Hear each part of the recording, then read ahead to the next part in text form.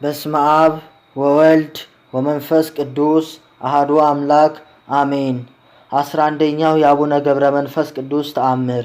ልመናው ይደረግልን በረከቱ ለዘላለሙ ይደርብንና አቡነ ገብረ መንፈስ ቅዱስ ያደረገው ተአምር ይሄ ነው።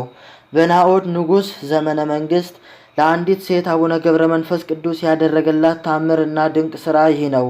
ሕፃን ልጅዋ ከሞተና ነፍሱም ከስጋው ከተለየች በኋላ በአባታችን ጸሎት በማመን ማህበር ወደሚጠጡበት በድኑን ወሰደችው። በዚያ የማህበር ቤትም ጋን ተቀምጦ አገኘች። ጋኑን አስተካክላ በምድር ላይ አቆመችው።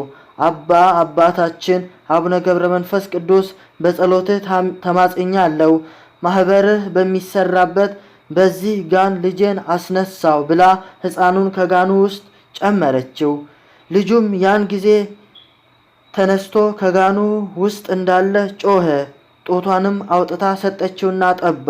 ልመናው ይደረግልን በረከቱ ይደርብን ለዘላለሙ አሜን።